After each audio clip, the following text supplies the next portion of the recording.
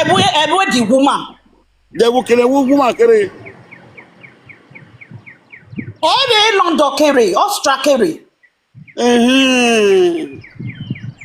Tell me, my son, where game my man say. I'll tell you the kitchen on my pretty much said is why when they walk it back. Okbiana, egbe makaran. Egbe makaran. Dabe negbe baba na yasun ku. Ni ya okwo na ke ku. Ogbe da 2 years in.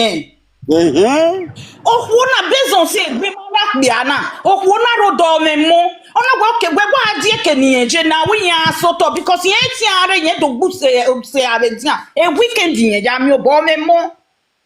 Ni gbe gwa adie dia. Ona gwa ke yen yo pa ti yen ti pa yen ti weniti. Ona gwa ke ni yen do gbu e vie ni e no. Epa, ya sunu. Okay, yeri ejo asunu no wa ni boy no wa do guna. O sawo mo ke ya mo. Di boy gbe makaran pa. Gbe makaran. Ya mo so gwana ya guyo eke ya. Ne boy na ke fun mi pa. Ogbe da 3 months ne.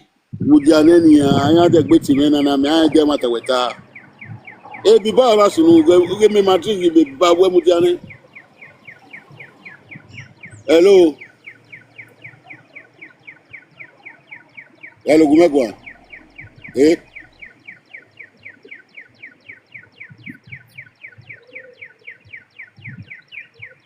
Yeah. Ojo ko ni no. Okay, mama. Madam. Koji. No ja iyo number 1 iyo tiyan bet yo. Ni agbaru we we boy ni hon madam. Ojo ko ni we. Ojo no ko we ki ojo no ko. Oti tebata man oti no different dot one. Iya itana iyo tiyan bet yo ko ni iyo tiyan. Omo no wa sika no ne boy. O ka wo ogbon lo ti ogbon na. Oti me na. Dame opa imeje gu we mo ni iwi eji madam la mo dia epa o yo ti o ko ni o. De o ti o ko ni o. The point is that where Okbiana or career issue. Oya we ka kun mi, ya we ka kun mi. Iya we ka kun mi. Awa ke wa. Dame o ni gu we gbon ka kun mi. Awa ko pa ma we me ni wajo bi me make example. Mommy la mudiaje ni meje gbi me make example ma we pa. Epa me na pass through o me mi na kaladian. Oh, emi so guys, sunu guys, ge ma yeti, u Thailand, u ado tu magbon we. Wala o wa ge mi ni pass through. No menjobo, no rieme. We ma ge osie soro epa. We ga tene bu we ma anya we ge mi ni pass through ga sie ku we. Iya ya na ye ku we ma. E wa tari ku. Aja time. Yes, odo je be na ya gie we. Man. Imegita mu we na pa.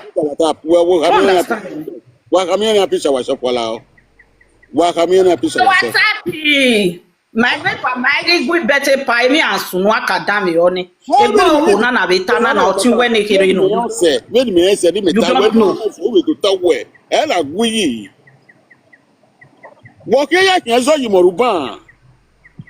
Very me as e ga hon. Pa megwi we muja iga on tita epa megwi mami ge epa ni ke no pa ma o mami wa ni wa be TikTok na ene na ma se na guji because ogun megwan wa talk me egun ya ni we TikTok Facebook no abi bonu wa ri no include wa like wa gun megwan me láti ti gwa e mami we dan me opa mami e mo ni climb bisi na yan amebo gbegbe mo ni climb bisi amebo gba we like e maja o yan amebo ebo kan nuna me wan ebo kan bu we ne pa ebo nuna me wan ebo kan agbo yan amebo gbo e wa do different otun ni mi aye kan ka pion we kan ka mi aye kan ka pion we apiko ni no gele ni adegberu o kan ka mi ayaru apiko ni odegbe da bari e we do different mo pa ware next person coming. Hello. Ona magwan. Ani magwan ni we mo bere. Ni mo bere ki mo ko ni re because the man me gbe me no yaje ye oni da gbe sesesesin. Yeah, only that says in me what another man. Oh, China, what would be? What would you be stay? Hello, booking Baba. Double. Oh, booking. What? Got What? it. Awe matara kwende kero tutosi. Awe matara na tarane. Maike na ado arobi dodo ibi biaka do amyo afo ni le ya ni. Sisi ya ya he ya atie yi ne no kpia. Ne ya atie yo yi. Ara itie ya na mewe ne no kpia. Ne no ku ogbe no kpia ake a ite na ya. Mada sare oni me ibegi wo. Ara do mewe ado tie robi gbe de iwana ni at the end of the day ado mewe nati hawe osunu ariba ahun odo aromi no je wa to pesa What, Baba? Even Okina, I will put ya when every young logogbe. The maka with the boy got woman here, a word you go. So, if what you were at a man, may not feel so quiet. Umasa, when I tell me what you why a very weekend, you know. The boy now after an half year who he didn't that time. The maternity not with the assy. Everyone in a woman when we are, come away. You have to wait. You have we are well with them and when. Let them not see 1 year. If we deploy Latin, you will put it back. You take with Palawa. If we put in Latin, or what for a fee, or you will make them your men not through 1 brother. All this I will go yakware alilia. This is assume the way that we born us no. Okay, when you may talk in Medina, when we're ready to talk, when we're Bonia move, or can't All this when no I man want to tell you this one. I thought we come. I thought we come back. all this Yeah, yes, this is here with the needful auto serial we they will not know the what happened or worldly. He may talk about it. Oh, we need Tanania. You might get back on me. You might get back on me. Wait, Tanania. He went. Oh, what did you do? Oh, what did you do? Hey, When me yaga papa. Where egwe na na. Odobo ko okomori. But we are about where the Kenakaju or Kenakpa. I will talking okay like straight to the north. I did a move on a tear move on a day or one of him. Where the people dear, where the me or Nagimuena, Gary no yade. Where it was so yeah, where Omana Siakan Akba, yeah, I will go away, but at the end of the day, maybe there are some in your cargo or bear wow. The real Yasunu, unless I know on the Imaka no go fear in here. No, young Babo go through. I go to say, because when the man stroll at here, or what for a fee, or really all that you talk, and then I go with a funny win back. Any metaphor, one on a table. I'm not sure now. Where Rebania, when I team a step on the Messia, where Rebania, when you look back at home. Me mai talk in young baby, no HIV, no HIV, my talk here. Imagine motor bagi by. He might put it one, he might put a lot two, he might put a lot three. It's very well I will go for that. Because on the Misuno Danania, I heard that next month I'll be a marriage and heartbreaking or turn of Balawa will be when next month you get with marriage. You want to get over, then I think it's over, you wanna. Then I think it's over, you wanna. Never not better man of Buwe. Honestly, I talk, woman, talk me. Go marriage, man. Go, one on a way, but much of a turn in the one water. Also, one cabo, Balcoto, Luema,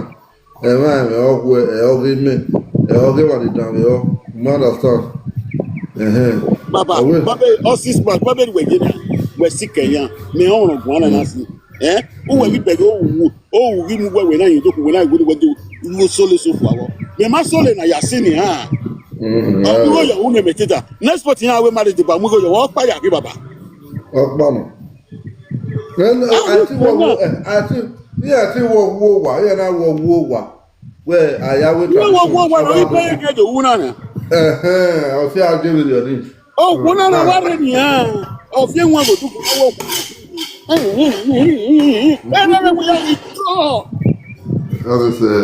And we are talking about we are going family. When every good, every money I will every good I will be. Mother, where we time for. Ìbùkún náà ni ó wà yá gbégbé àgbẹ̀gbẹ̀rẹ̀gbẹ̀rẹ̀. Ògùn ní ìgbẹ́lẹ̀ tó pàmò yẹn ni ọ̀wọ̀n ọ̀gùn máa ń kà náà máa ń kún náà yìí náà. Máa ń kún náà yìí náà. Ẹ̀wẹ̀. Ìbù èdè inú yà ẹ̀ka. Ẹ̀bọ̀ ní ọ̀gá wọ̀ ó tó tó àfihàn mú gẹ̀ wọ̀. Ó dúdú wá fìyàn bọ̀ mú gẹ̀. Wá fìyàn mú gẹ̀ kò ní. Ògùn ní gàgà wọ̀. Ìbù èdè ó wà. Àwọn èdè ní tún ní akéèrè. Akéèrè náà wọ̀. Ẹ̀wọ̀n tà ní hí bàbá. Even want to show your kere. Even want to show your kere. Me so recipes, our brother, our friend, me so recipes. Also, the young man, what while you were at the hospital. Mother, son. Yeah, you boo, yeah, we. The hospital. The village was here. What talk better? Yes, my brother, man. Don't Ameroni yudugu. Ike ago yohonaru. Iye ware. Iye menwaru. Obaga eni. Obaga eni ha. Bena we do toge. Oge biana we no yakpa. Na kemie we igbenso awe no wa hia e wani agi miose. Wani wala. Iye no ge mudane ye no ge. Evi jan metasina mete me dansia. Tell me down, but the thing is that maybe when you put or CNN no only na react video. So na mi we na so we o ma we ri ogwa kian we ri ogwa pa wona wa me baba na wa pa yi no pa we ri yen kwa me baba na eri ono o ma ni me ma da wa so baba na o wa pa video so na gbe video na ime tun se na maka o ko ni ogbo popo ye ko pe lanya o ma ta video o ko ni na so ato ge o ge na popo ni ije pe mi àwọn yo doku na soro na igwagbon mi àwọn ye onyo se le no we ta bango cho wo bia na ni mi ro pa ewe because igbe so emi so ro owo ma be gbe eku guys on e go eta me o se we run da o ya ta o tage wa ku e a bi emi mo gwe ju gbe we are one of time so we the problem no get we me bania oga gwe gwan wo da wo ga si eke we yi what e we taking omuye we yo come ya na ma be we ge nuka mi e secret world like na be bani ke bani pa do aja oni gugwe Kakabo. to onyo se na mi we o ma na anything no concern a health challenge maybe emi we gbe also talk am we ge mi o we mi na wuyin e taladia before you know no ma wa pa ado we yi o ma ti ahun mi yin no nya gbe he we yin ga ahun mi e ma no ga aja o ke pa ma e we ogbi mi ame ni ro egbe you understand oga is pe ado amu ne àwọn ni àwọn egba to ta abi ona ri kun abi no pa ri kun whether se mi ro pa ma kun mi àwọn wa we very o yin o mata because o ma na tin yon tagie Tonyo se na gbe be nga snu dawan na me do awe ado aja o mu dan the best things that autopsy here ya what autopsy thank God autopsy we ro ni ya ge kenola de bo bono pa be no we tradition here we atie ye na we go do the no wa no we so de we mi we imi ameka ka no we no we ya hire we no so be it so no na wa be takere we gwebo so lo ba no la wo no gi ma ya to ma pe wa gbon na wo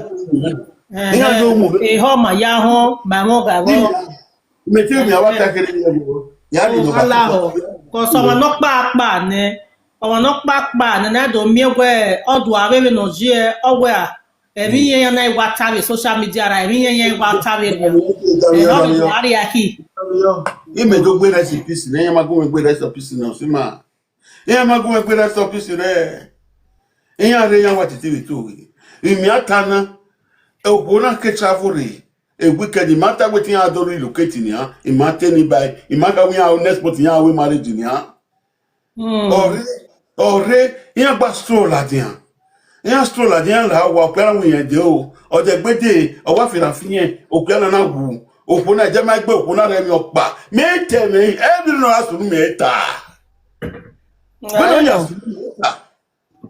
me ma tell you we pa ni adete ra gbina o iwe ala do ka me tori What justice for men? I want you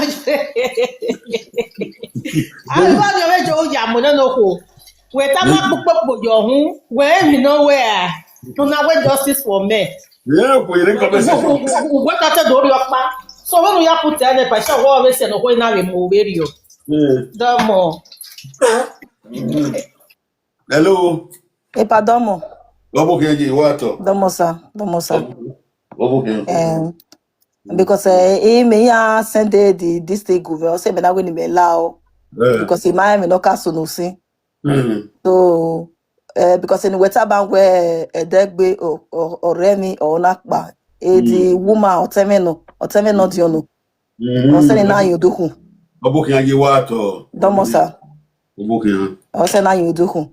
Omare mi no pa because o go no mo no CVI you wa. O CVI no ma.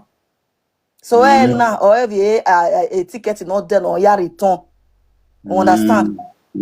So when I'm here saying at least what 7 me affair na make na mi toy. You understand? So mo do ta we oje or eri hanje ti ha do gbegbe no teme. La wo go biggest fish you do in pala wo go egwi. biggest fish na If I opa usent in the family yeve no. Domo sa. De no re profile Omo yo o send we na si. So pa. So o ti on le kere be nakina. In fact the full family ore na marina. I do we live video. Mo yo do meeting. Pa problero. Ma ba ready. Mo do between you do hu pa domo sa. I ma wa bu we live video ve na ma ware ma. Becky that great. Big fish, I greet you, sir. You're welcome. I greet you. Mr. RTT, Domo, I talk by no. I greet you. Emi bani mi awata brother. Oviye, emina sunu. When omano guna hina, obiere vi ragbo ama post video na understand. Who can know from the right source in because he is sending me the video back where or who mod Mudane bros na egg with down Mudane. Listen to me, bros. Damn your bros. Even who buy damn your minita. At least mwedo bitu go do. At least when who take the live video who know from the right source because you know who the woman lay. She did not run. Understand? Walk by.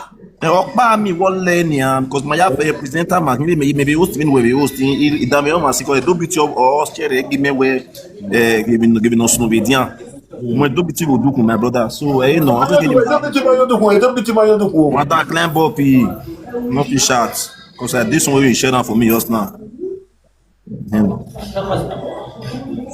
come up for the year me you come back again do biti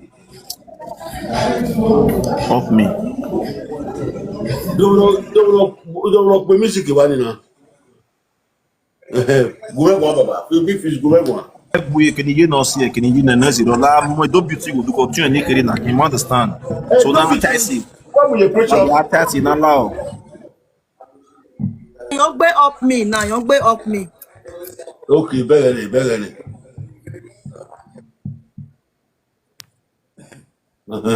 mo eri ni yana kana You know. wa bokia Epadomo, wa bokia Obava.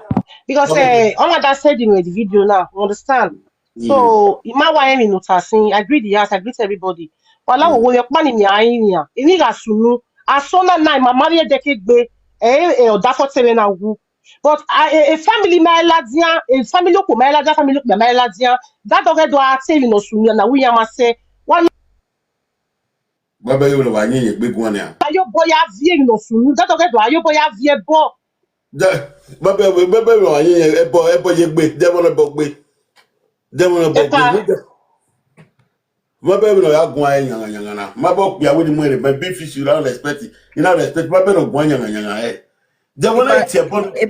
Calm down la. I tie bon to gwa na. Amate bon not when. Veni ya send ere no si. Veni ya send ere we ogwe uwe edige ne no ko le nia. Owa le nia. Oni mami o ma ade. Wa je gun la o mo o se no na fun aberi o la. Yes. La wo go. For one because I mean no gbe aberi o no. Because veni ya send ere ma ya fe ya ve ati ma na wo we eno pa le. Wa mu dia. E de tegbe ohuni pa. E na ticket e di. O my second no suppose not party ticket no abroad ni ha. O mo wo pa wari. Do wa na we na ni me na ni ko wa ni o. No da we ni hu asia. E pa e mama wo no wan ni ni hia usa. No se na pan ware runda e shocking no I mean no gbe maybe we can wana wu oje arugbe ohun no we mo e o so gwale kela no kosole But I do baby. Oze I do baby no gwa bana. O ma gwa be o ma wu. E pa that's okay no marry e atana when a statement the woman dey right now Mama your girl a woman no that one wait first. Compose say believe we come dey carry person make die picture come out. Because the man na number one. Am I a family logger na a family logger my you may buy mwela zaveri only. Umeme family logger ave ateke eh. no When we pishoge latiani, when we pishoge evanire. Why zaveri only we pishoge because the family logger ni have don't have any na. No dey. E mana. One go go palau. Who said it the story but we pishoge because am I the family logger buy and never ya breaking ya. La wo wepa. Era be atiti do mo yen we really drop we yan te mata ma we o but we have a sick baby go on. Epa, wait, you might go and go anyhow, but you can also not drop me. You understand? Because you might go and go anyhow. You have one of you now. We are in the Otine, Vima. What that a child that here away family get my family don't know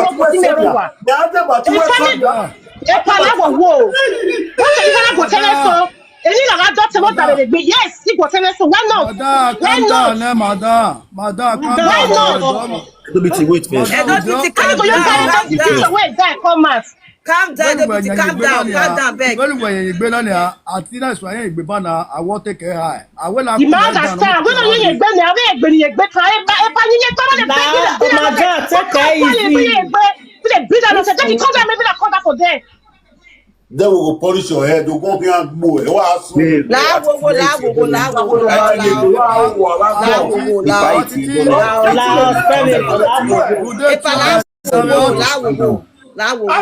Come together and go and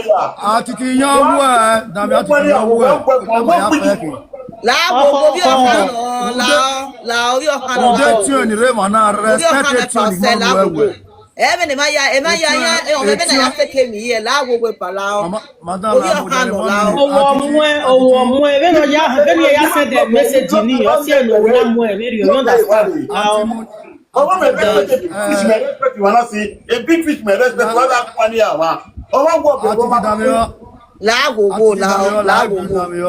Atiti Davio, I agree. When we do it, Peter, we will give more again of one. It's your Miami when you see I. I'm walking work there. We are on here. It's not money. So, when not sell what in our do that about to sorry, agree. Yeah, we will park as soon as the Manika do our Willie. If you can also whether only even Buddha only do Yata Agua, get our no. So they no sooner they don't know where we are. That's money, bro. So that's money, opposite money. What will you picture? What will you profile? So I mean, yeah, as far as we matter na maka ka boy we go far. Others no, a teacher man na ka boy in there. Na ko ayu no ta. What will know there? Matter my while la jambe yo. Gaka na ko ayu no ya ko. Okay, bo, okay yo. I go attack with it. Why be na? Get your pen now go joko wa rela no. Go joko wa rela wo. Musas money no muere Musas money or send the message. Muere, okay? Domo, muere. No send the arena. Wa be mama gu. Ọmọ ya to wa be ma to ma. Gbe na ya kan we yo won ruwe. Ojo ko wa na ye. Imani do tem no sunu wo wa ni na ma do ba ya ogeni ya. Ọmọ agu de duta. Gbe ya kan we yo won ru. Wa ki gbe oko me a. Mr. Atiti. Hold on. Wait, bros, what? I would respect you because the platform where we knocking. Even no time matori, but if you not read the money, ma who no ga money because he ma ga really ice cream or team na go sas money or team no go na the team ma we give no sumo. If picture we put that Daniel on your gbe me we understand because when the bros na gele type na man bu my gele we egbo yan my we ga na for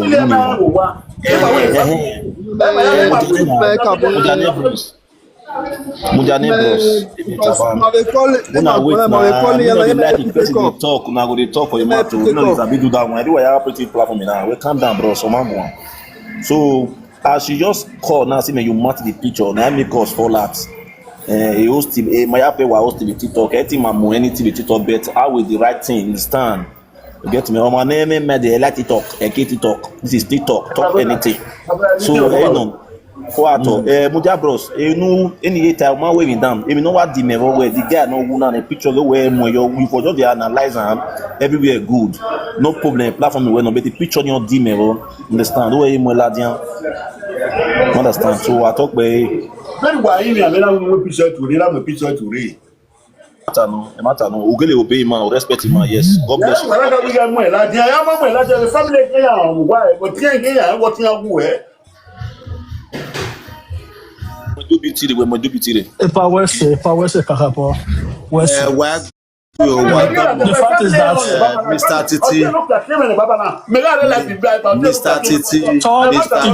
if I just knew Apple, so now make everybody nice. Me I not go where do my affair. You understand? The way one own America. O ma ti we we the picture latia.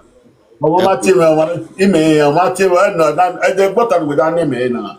not see any no when we so you come down and you do it no one guys in my wagwan you be my yafe he made to understand the take care me didn't be tired the normal like we explain my way we my like on everything sorry or mama the bass sorry understand because it may still life ibana my yafe road on for all of us we are all streamers we understand so that team we not drop it the life in our thing we all of us are house streamer me marry no tie but no wu amagwa mo no ya won amawu tie bo we tam yo na stand there okay so we do my yakin na me wa le ba me na tie but no 210 what ibo ni o mo tie ni ama okay be my new cap na mama we mama tie bo we mama we domo sa na jo baby na ro mi me ba me mege no yaro bi we because me that day no ma me me pala we work we la o mate bono la pa la so don't be o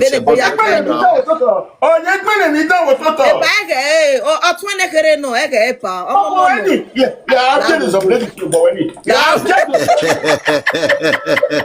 yo boni e pala wo la o if no see na no Mr. Titi no see na no we did o ma time o no the picture your way when we born my affair na emi soro no sunu mana I queen wa because man on me attention will wa I don't know if you understand man on me BP will wa and be the platform we na jena no when do boya fe yan re I think do me we o ma paro do bana or Nigeria na mo picture na le na mo imi na le na we ama una tamaye o ibi na ya tamaye Igbo wa do me picture wa me the life the always is shocking you until we are resolved to another thing. I don't know if you understand my point.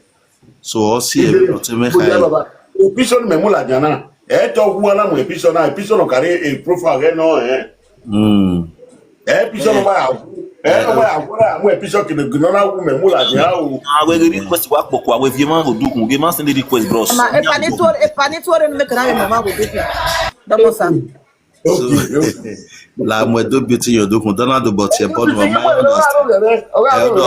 We sorry, o mi mano our person. Moi gui la moi We sorry. Ogezo understand me Saponi sole. Bros, you told him you na streamer. I really like what you do, but over we nanya. You may take more with what picture. You don't even have to move, but maybe bad way pay yo. But we not really do between your ears, explain my way to where we calm down where easy money him. Man, maybe etima in the bit repeat etima mo anything in TikTok side because all your man titi. Mas tu wei picture no amuyo. Dame yo atiti.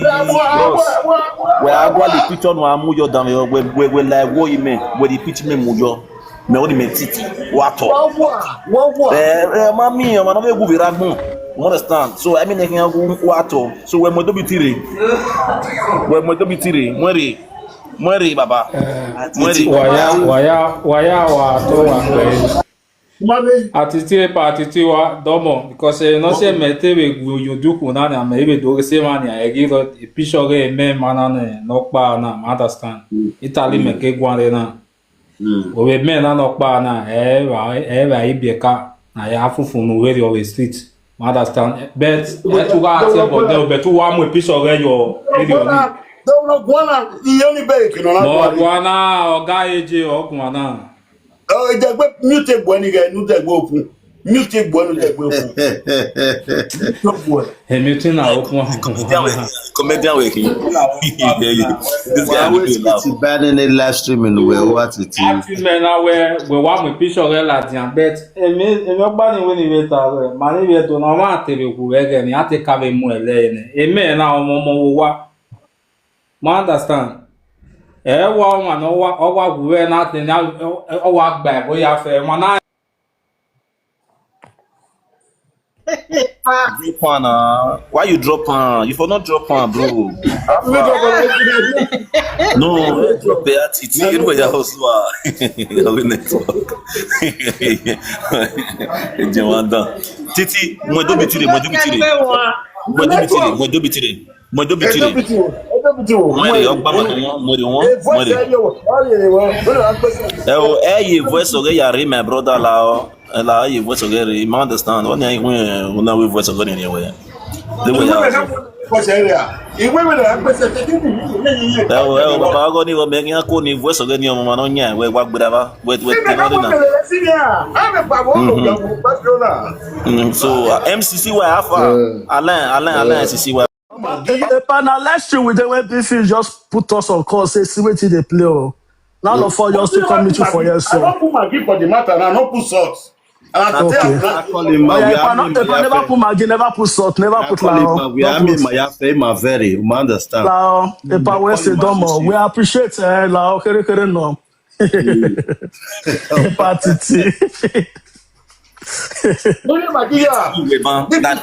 Titi, we are going we are saga many biggest fish in the TikTok. Okay, a bon waiting or team by do beating, we will not time we will not tell you or twin ya boy, one night co work. You can't be time with man with TikTok. Or the man Titi, I'm squad the man. I would have no level. So, no, what? Ori, idetia bi phone okay. Ori, idetia. Wenare. Mori mana wenare. So no ori. So no. Odoma ma no wa wube ni na wa mwela dia. Odoma, I understand. So mommy come up now. Okay, already. Agree the house again. A party very yagu because why very yaguana. God bless you. We are still pained. You understand? Because the thing came as a shock. If you look at where or tene, you have like baladia. Because you be my certain way, where say, bro, here we present our people to my way say, you are not one of the family. Where family go, where family demand. Because if I saw like that in the period, he can't beg him. If we man or something, he begging yes for man. Because you need to get to know that one.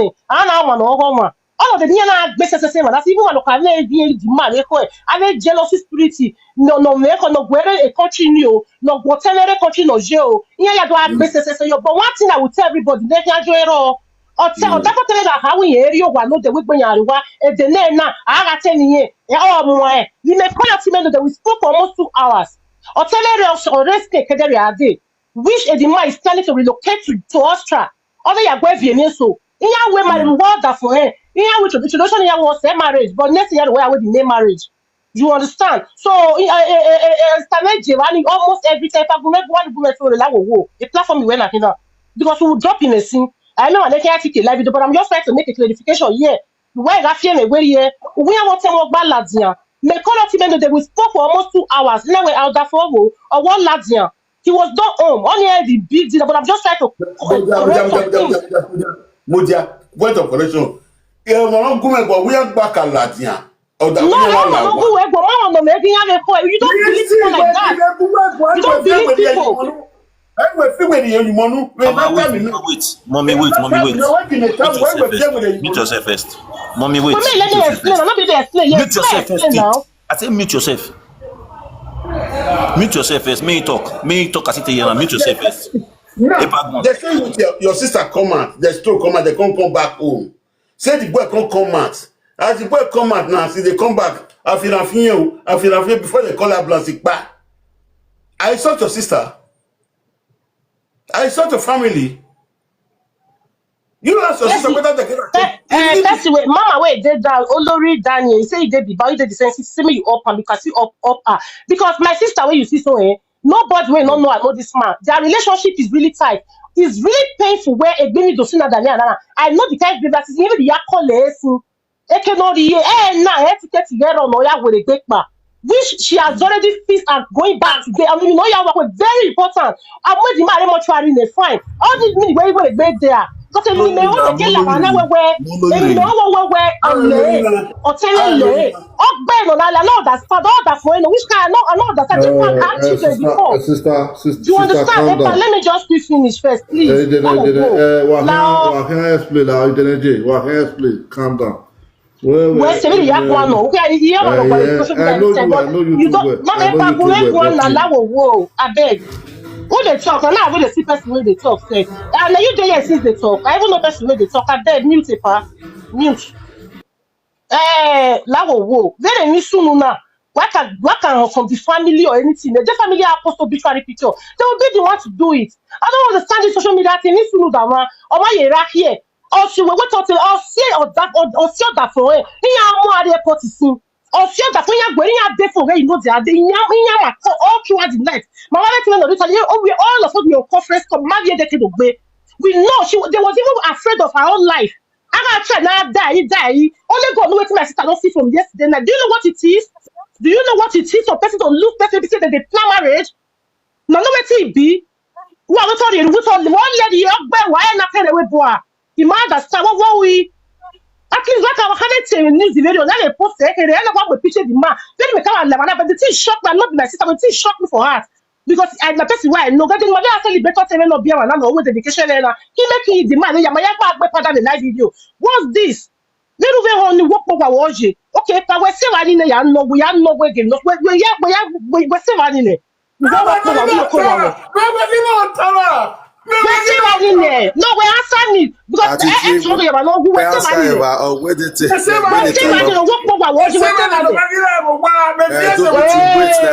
wait first. Wegele do we save ani wegele on serve your way be ni aya do time we iri ogele ya sunu abani mi o pa won ya lepo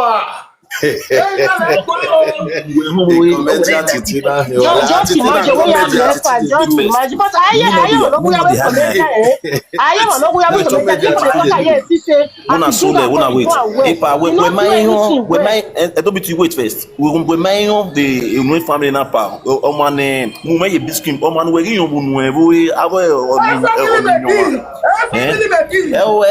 o say brosi You don't run away. I think You we get know fish, you you get fish, you get no. fish, you get fish. Yeah, man. My sister husband, now he dey to produce all this producing whatever. They carry artists they come. I'm with artists. A jealousy already dey one in there. I'm no, a social of that would have normally artists in Nigeria. Now producer they big all those like be OJ production.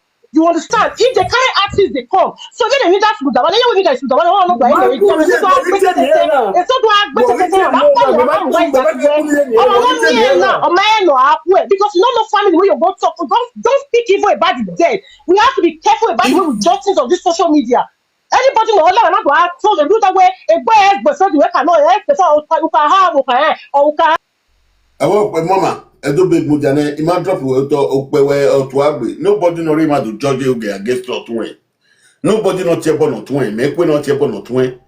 No piano. Right. You are right. Opiano kuna make we not here born. E kere ni me liwari ade. E ya gosin. Most of them, anyway, to say what a so car no car toast, it's a new way on na. Is it your dragon to me again? No way on me, Martin. Where pay up by the body of a platform at Tialata. Well, I will go. Ni Meria de what did Meria de what Donny war. Dianca track a boyfriend to Yamaka track a boyfriend to a jet attainment to me, Maswini, what is winning now? Mayati no watakwa like we. Wato, my brother.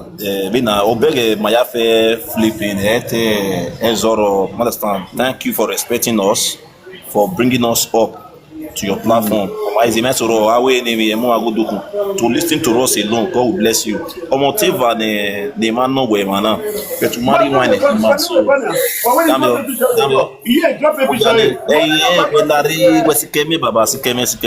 Ya no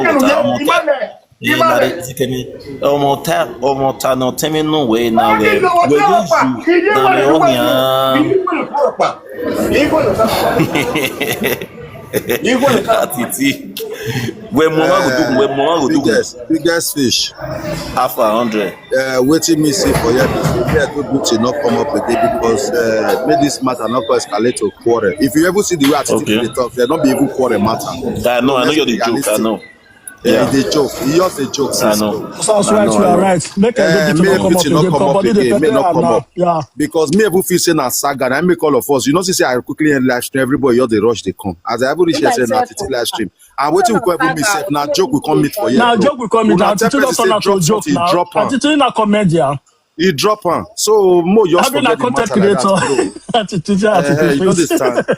So make the matter not come talk to quarrel because the way the matter they talk cannot be quarrel matter. The truth and the fact. But may you know they talk about the issue again. I think Black talk. Hey, good afternoon, Pastor. It's all well. Big fish, I greet you, bro. Send see. Wait first. I want to go bring up. I want to don't like join my leg move fight. No, now she may will see you because me as the contact for Lady J live video. Now see the next place now. Yeah, I can't join. Now this means a big fish they host. I see say Adobe today they use the talk because never they see Adobe like this for Percy platform. Maybe especially presenter where they do saga like that. No, they before. Now where's saga before? Egbe live video now. Me Adobe TV or me big fish was there. So any surprising me now need damn yo. So e pala wo dem since some no igune no. Na la na even na ya agwan yo na rest for the matter. The matter we done here. The money matter me down bola wo na wa be try na calm the issue dance. The people are still more.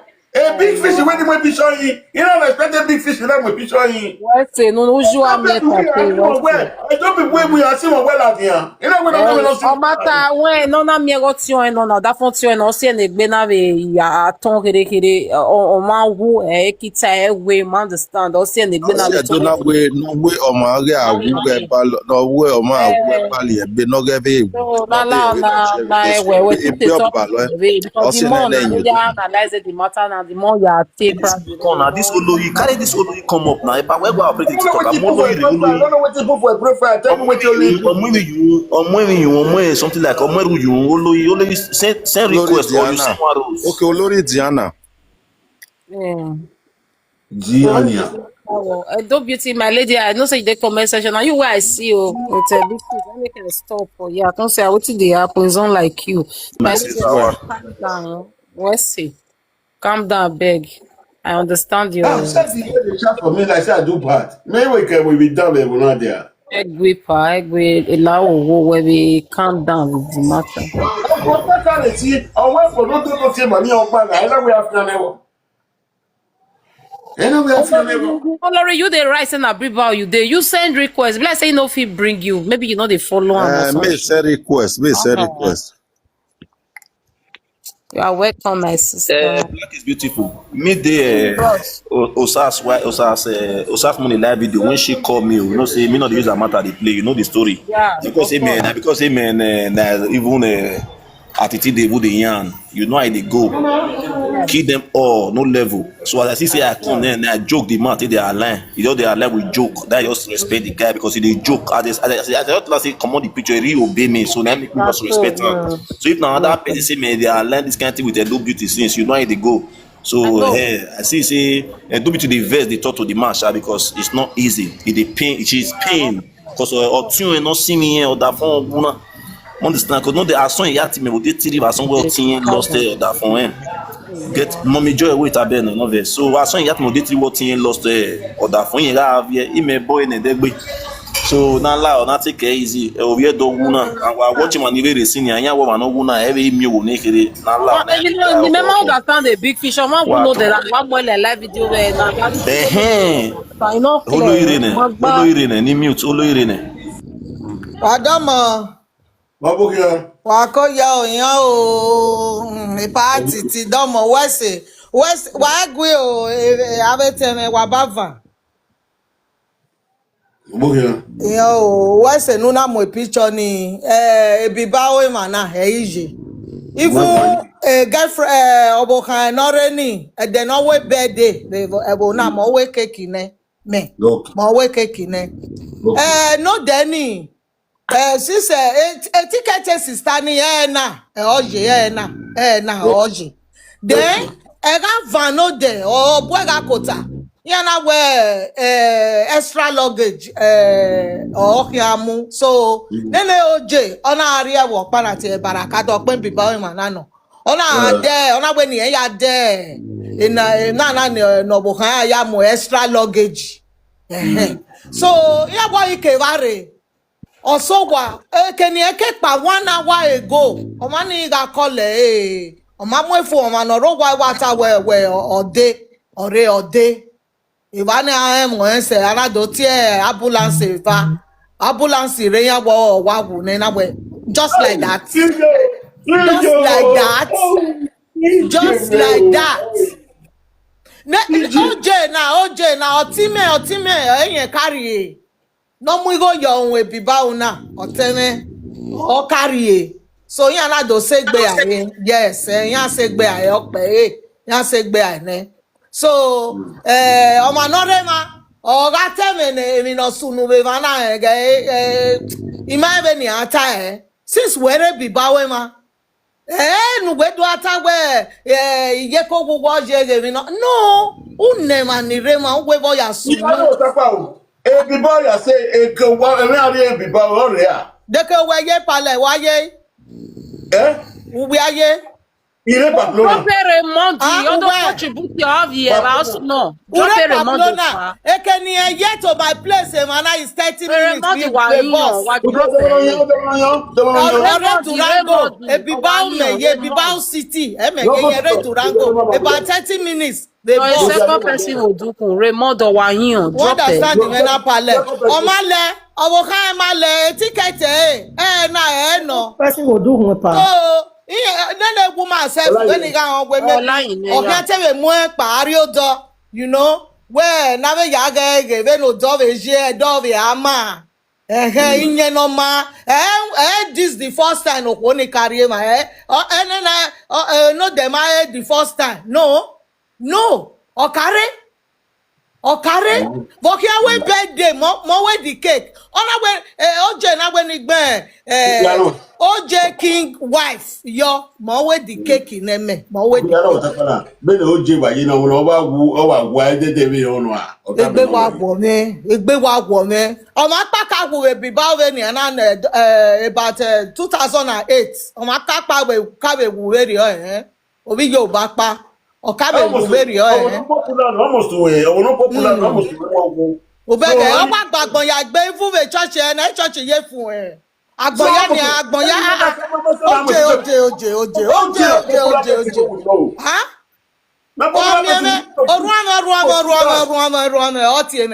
Oruame. Ogbe o nena je gbegun me gbogbo o. Apa wa assertive your teva na.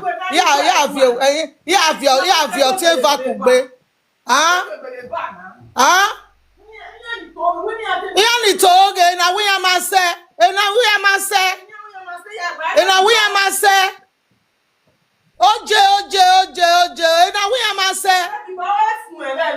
Church ya ye fun e.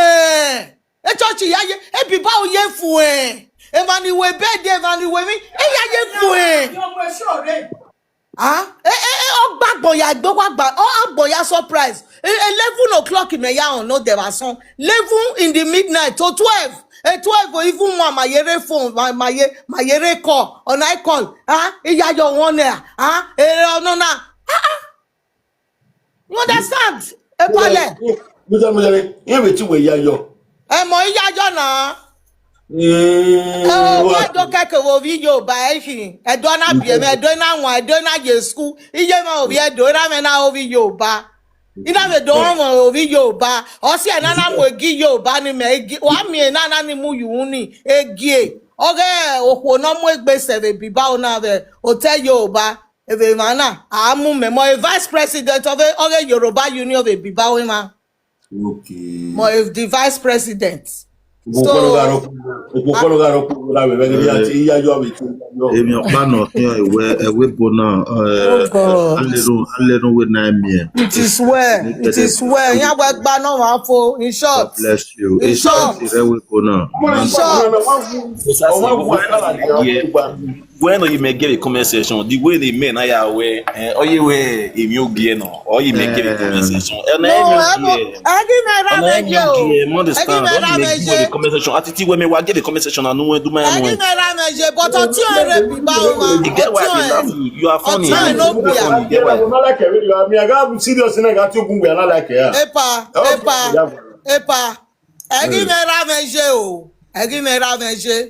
But abeg bros me na take am easy. Ore bibawe mana ore wo pa na don't be my lady take am easy. I want drop paper don more we say. Thank you for your understand pale.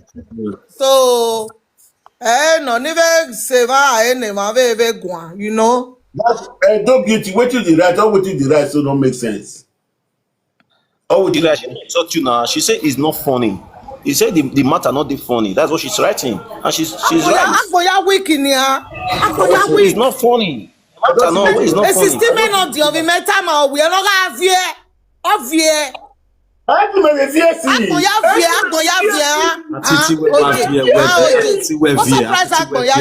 vie. Where the glass. Ya do atoge, here toge. Ere no gi adere ve. Amadera me ve we vie. Ogie me dere we vie. That was Titi eh. Oh God, no, Jesus.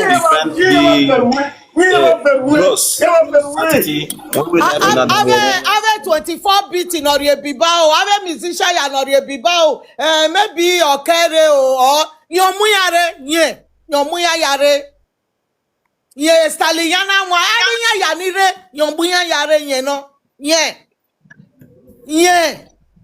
What it had? Oh God. May perfect soul rest in peace. May soul rest in peace. May soul rest in peace. Biggest. I want swallow. Most one. Okay, now no talking about Titi West no na mo man you do kon wa to ma. Wa to la ma to re. Domo. Okay. Yari. What can I do? Hello. Irema pale agbo yawa picture video pa keni na amoyan ware imi the video igba ka mevua. Can you imagine? Aina wa agbona ri agbona wa se. Agbona salo agbona salo. Igwa ma no mi 1 hour ago oni na where yen tie o ma mo efo agwagwa opa o ipa o ma ni e da mi 1 na 1 na ana wo ke na mu dia na here o ana je gbe do ti ambulance o be ona ambulance fa lore obo kan aga mu ega dene no wo awu e se ti we mi ro pa ni ticket o keke no pa ari ke no kede ticket na with extra luggage no kiamu o se nene oje lati ave no de na agwale ekpo na kian de na kian fi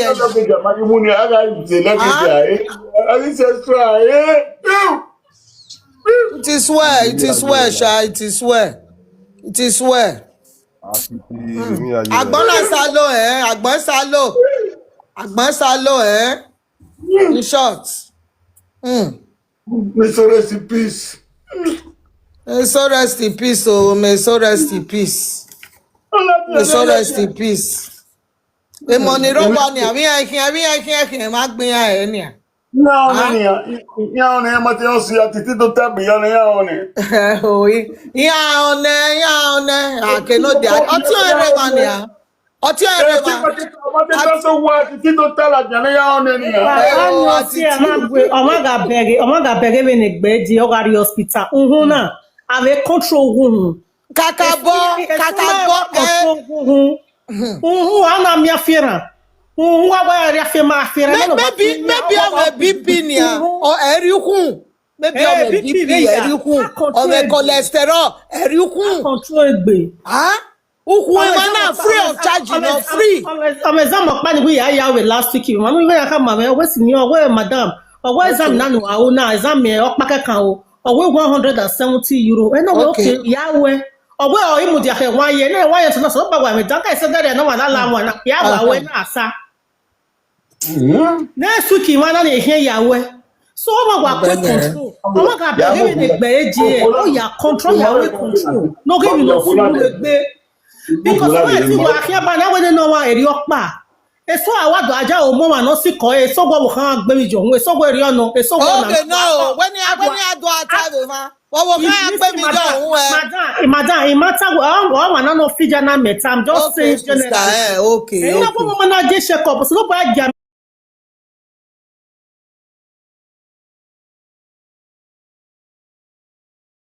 maybe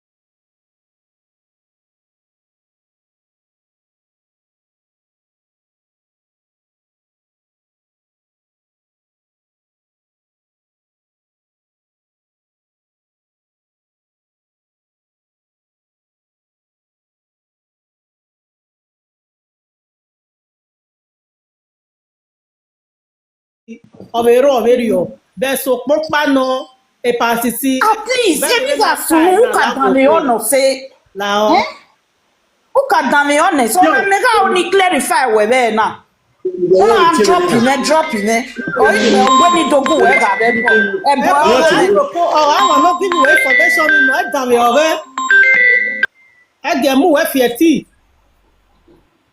wa me emi no ta wasunu e de ma egbe awa vie picture iladian ta we justice for the woman justice for nene mi okwo be dogbo be e pa eri o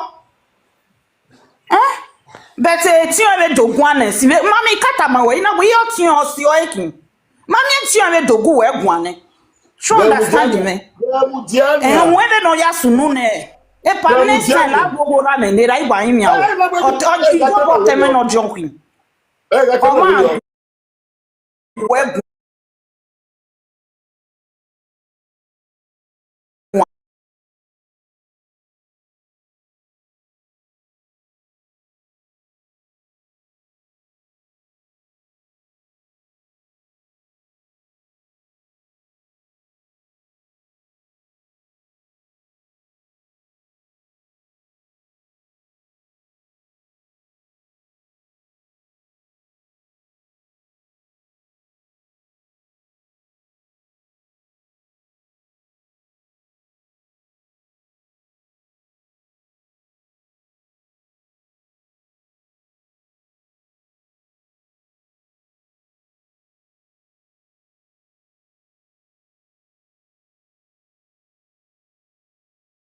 Lo be agwanya yin.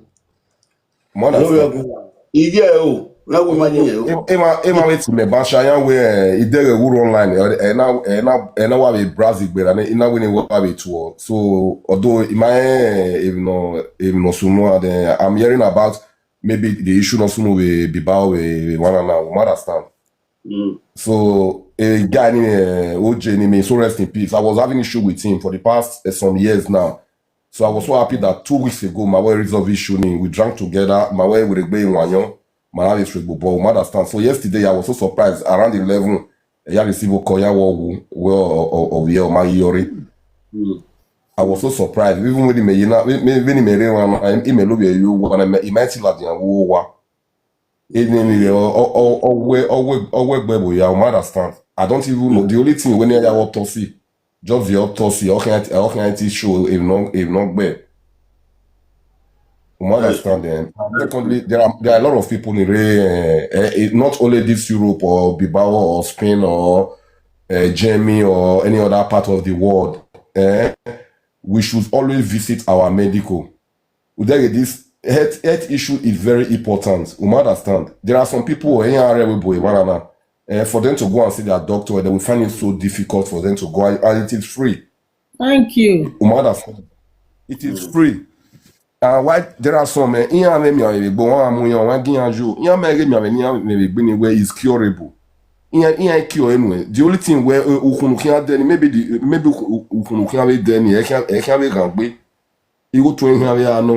so that we find it difficult for them to go. And a lot of people run in a BP, in a BP. Yeah, that high blood pressure. One not by Tu si ala dia,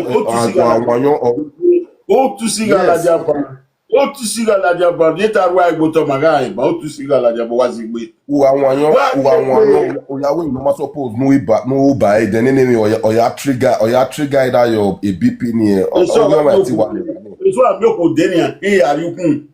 E se ti we no ko ni mu ya ya. Enemy wrong. Autopsy okay approve avec me na mo tu sire ni ma mi no gbe. Ma mi no gbe. Autopsy. Autopsy. Okay. We don't give you a chance ni have go on. Okay. Mo tu sire ni ma mi no gbe. E ma mi no gbe ge ni ma so ye we wo la. Me no me gwa na wa. Okwoni no wale oh no nyanya omu me no nyanya omu da fun ewo wa. What I going to say before you talk to me? If you are talking to your husband, I hope anyhow the way you talk anyhow, you cannot talk to me, you cannot dare use my platform. I cut you off. I drop you. When you come, first of all, you cook at 2 minutes. Utomo kunwa 2 lamugun or lajewu or labawu. Nobody there took at 2 minutes before you make any measures of nonsense. Very well, I will drop you down. Do we must arrest other from what? Not where you want to make you are. Respect other men. A woman no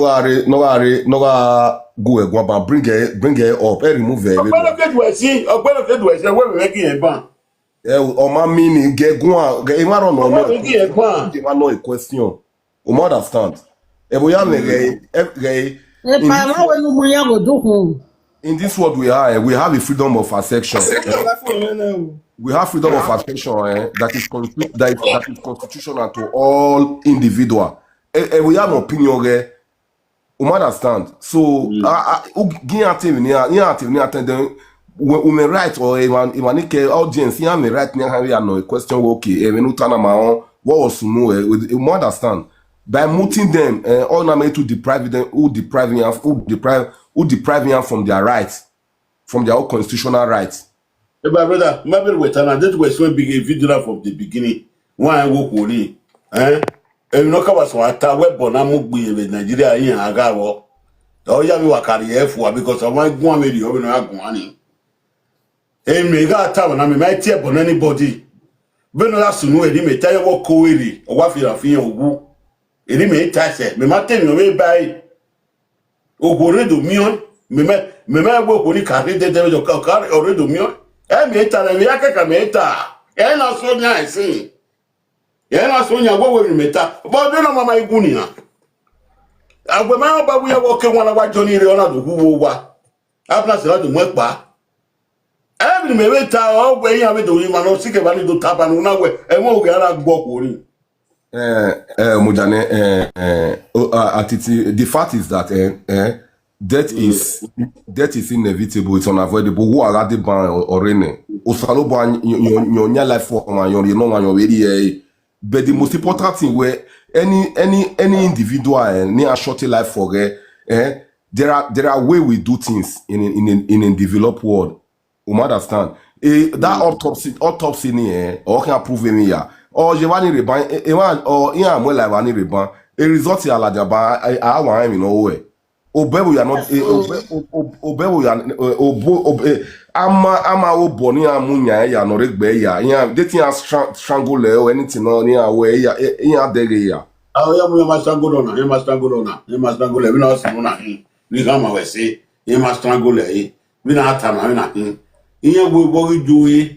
Ina gba astru, ina gba dimi. Me ma tell you pe me. Unu ya me na da we to relocate ba na tell you pe adole le no ko. O pack ipo ni no ko do ni we. Omugo yo une. So that we do ta we we introduction so that we do ta we next month yan we marriage. Me ma ta le mi. Emi wa enu la o da la ga ni. E mere do ta ma na we. No pia. No ko re do to. Opa ni no ko we do to ni an. Iyan la jan no de yan gba stro. Obo na je gbe la jan ban, ona je gbe la jan wi yan ademi, de to ya ademi. E no ya ko re wa firafiyen. Afirafiyen o before ambulance kere ogu, e ri me ta me ri ya bo ya ta me bana. No go ni an kana kada house hot me say.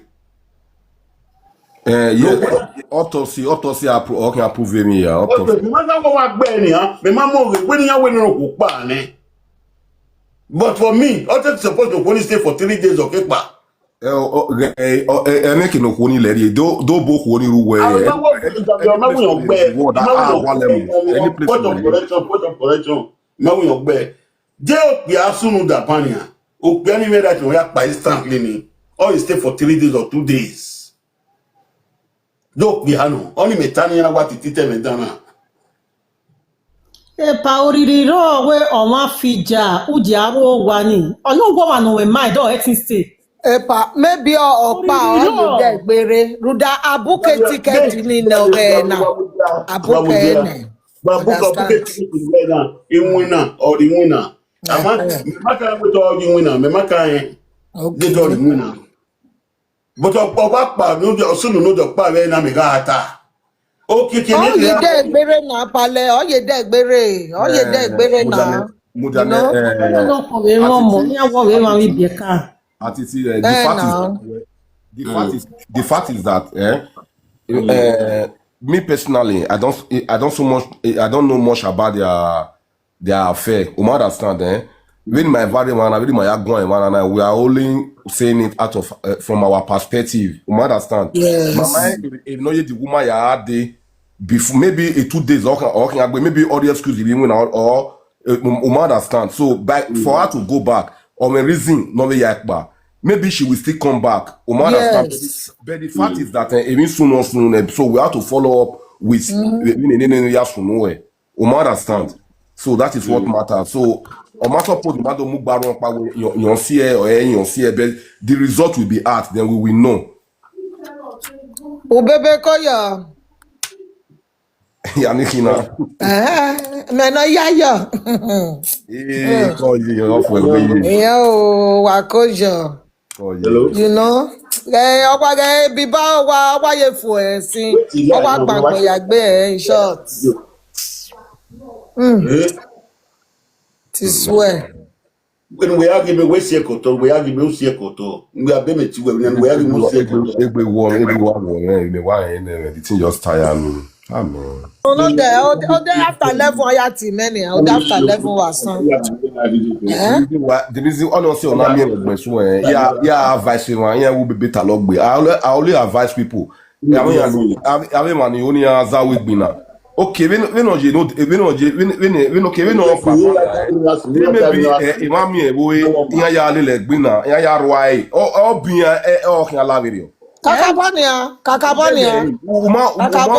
Uma ne lele uma no health issue before me about me aza we gbina then when you are invited then they will say them baby talogbe or na make my brother my brother omo made me right for time. I'm a piece of God to buy the Nigeria. Abi? I do money buy. Maybe the one who never a piece of God to buy the Nigeria. Area where now we are making I will be an open out real bonofunya bene. Anyone of Ura from Nigeria, blow it up. Yeah, okay, we come a piece of in Ladia. I give a piece of Ladia when you have a piece of Ladia. No, you went so far. Listen, first, then you wait for the family. The family. Okay, can make it such announcement. They make it water. No, okay, the family. Okay, can make it that official and special announcement to the public where in ya lose on them before came well adian. On where can I can work and make picture ladian. You must understand. The without with the family can publish a ladian. A family ere wo a family ere wo a family ere on ya omo tin mananya omo ten you we say star wa ye abi baraka do ma omo ten no pe a omo ten sabo ade ba we nu ya gwan mata na so omo ten oten atiti enwe kun we na fe agobo ye ina na ya fe mudia gega mudia no dey na one say what can ke mare o ma respect make gbugwa you don't have to be rude to people. What are you saying? Kwa boya sunu wa ya wa mi mefo pa ho la no to do ya mo bola je wa ya wa mi mefo ama kwata mo picture la dia gbe mi won gude na ma mo picture la dia mo le egbe ni ai na e wo gwa e pa mo picture la dia ka bete family awon mo bi sare no akina e gboro bro fun ya ya blast gbe pa ni ya abros mo ipa no eya mo ajuwe mo twari ni de na eya mule wo duwa wo bo ogu no gbe ya o wa we last one who are we last one duwa we last one ni ile magi ba ni ile sugar ba duwa ma le lawa e pa ho la wo la me ta ka mo wa tuwa ro ro e fa step ni ya wa mi hu we ni je o duwa mi hu we no te na won se do afra ti gbo what a time a family di maya we no mo la dia since we family here we bo mana egbe me family member ma social media and we no do we fija we no do we fija na so telephone ya fi we ave mi pe de ha ake mo picture we la dia o telephone ya fi we na so o telephone it's too early nia o early gbe okay gbe pa e ma ta ma we na get time okay gbe wa we sun ku early gbe na ma early gbe na egui iye meje sika wule iye noge Domo.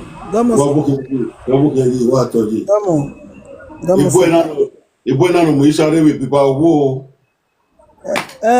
OJ. Okay, you go for it. OJ. Wasunu. Mi atai. Kaje no gay. Mommy. Kaje.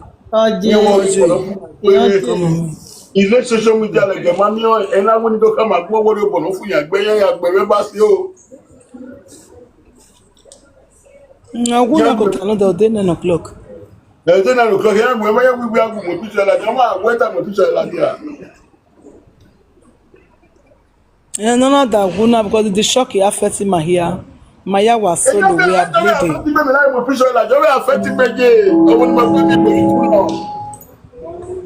Yeah. Mami, very cool. Mami, very cool. As for that, always when we wear shy. As for that, even here fair with social media now. Omake we kwe hon yan broadcast say you understand about the shock. Ori mane we be ba we gbe kakabo. The something was shaking my kakabo. So my the expect at all. My the expect kaka everybody. The something was affecting my ya fair kakabo. What affecting ma? Dama, na huevo. Hue. Mi gbọ́dọ̀ mú rí. Epa huevo yero gi ma me mo ga gugu e o ma ja ho. Me come we yero huevo. Me come we yero huevo no la we o we. Iwi yero gi ma. Me come we yero huevo no la ka we o we. Okay. O bege we ni okay, ima pa ko yero go be o. Taba we yero gi ma where was it that because to make am yero bueno. Jadi me come yero bueno, we na ta we yero gi ma. Okay, egwera me obasabije. Ipatiti. Iwe Jessica, bato. Damo. Iye look I have video no da, I have video. What my say? I say what Italy were yeah Spain. The what okay Spain. The clunky big Spain. Iru.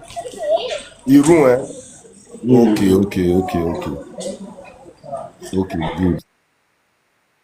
Omani, I was saying, it was branch by and now in some conversation. The reason why I just interfere more. Okay, Omani. Yeah, off later back. Yeah. Okay. Sister Ayo, don't come out. Okay.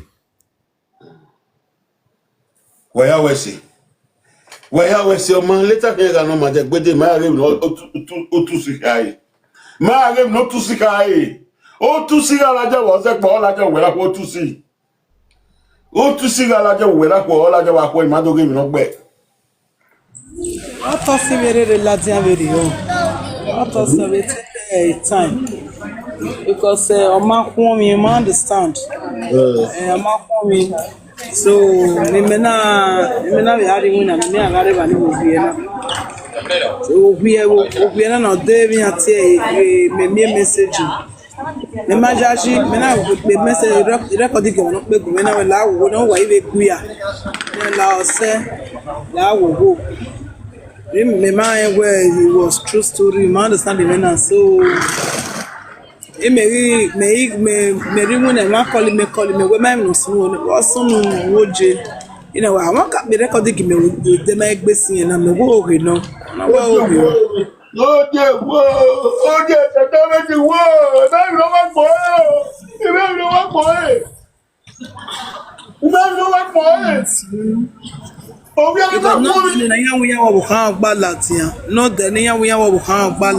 understand. So